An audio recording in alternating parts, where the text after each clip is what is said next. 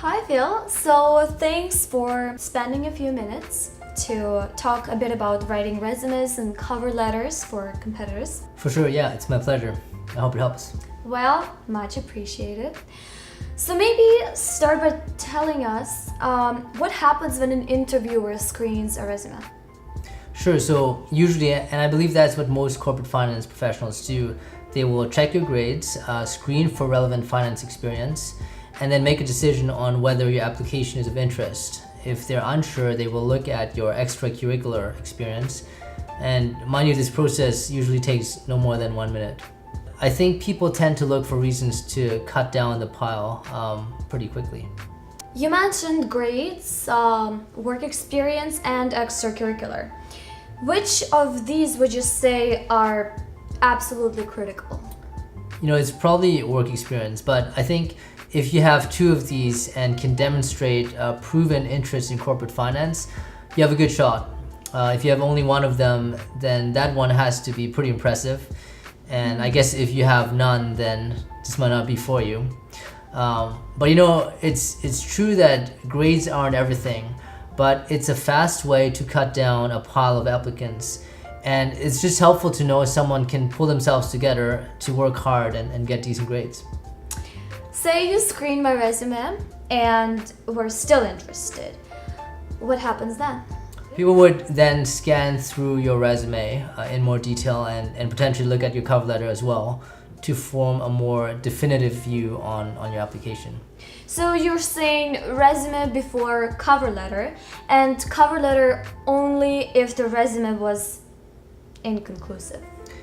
Yeah, I think that's right. I mean, people are busy and they like bullet points more than paragraphs, so I think people like to generally start with the resume. All right, continuing on. When you read in more detail, what points do you focus on the most? Well, most of the time, to be honest, as an interviewer, you might just scan through each section and see what jumps out at you. But from a resume writing perspective, you should focus on filling any gaps in your application. So for instance, if your grades aren't stellar, show some scholarships, competitions, perhaps a positive trajectory in grades, high quantitative scores. If you lack financial experience, focus on related extracurricular activities and steps taken to develop your skill set. I think when you first start writing your resume, you tend to focus a lot on what you've done versus how to round out the image you want an interviewer to have of your resume. I think I'm gonna have to revise my resume. Do you have any general thoughts on what to highlight for specific experiences?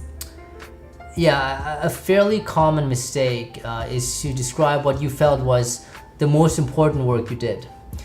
Instead of focusing on what an interviewer might find the most impressive or what might highlight the skill sets that are required for a particular job.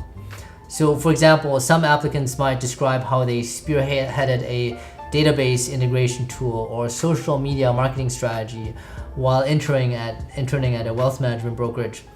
And this might well have been the most impressive thing they've done and the greatest accomplishments over the summer, but I probably only mentioned that as one point alongside helping with marketing analysis, financial modeling, client presentations, which are activities that are much more related to the work in investment banking.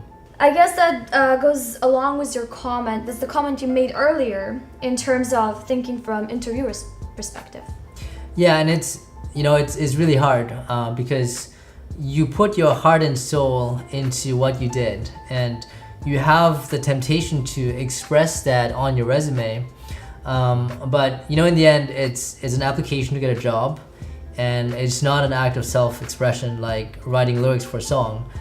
So I think that's really important to keep in mind. Okay, I think we got it, Phil. Here's another topic I want to discuss. Quality over quantity. What do you think? For sure. And I'd even go a step further and say less is more. And again, it can be really hard to cut things out, but you really need to prioritize. And honestly, I still struggle with that to this day, which is why my answers tend to be too long. But what you need to realize is that if you have 3 good points and you add a fourth point, you decrease the likelihood of someone paying attention to your 3 points. And if you add a fifth or sixth point on top of that, people might just not read any of the points at all. That's a good way of thinking about it. So in some ways there's a cost of dilution to every additional sentence you add. Yeah, that's true. Some of the best resumes are actually fairly short and have a lot of white space, but each point is sort of very compelling in the way it's written and the examples that it provides of specific accomplishments. Which brings me to another point, which is focus on objective accomplishments that make you stand out from your peers. For example, focus on awards, recognitions, positions that you've attained, and embed those across your experiences. 2 other pieces of advice I remember finding helpful. One is to keep things simple, meaning make it easy for interviewers to understand your story leading up to the point where you're applying for an investment banking position. Your career path might not have followed a linear progression, and your experiences might be more varied, but try to keep it really simple. From an interviewer's perspective, you don't usually have a lot of time to screen applications, and it feels good to look at something and know right away what you're dealing with. The other point is embedding numbers within your resume where possible. Numbers jump out at people, often give an immediate sense of scale and ranking. So whether it's deal size, class rank, number of coverage companies, this can bump up your resume another notch.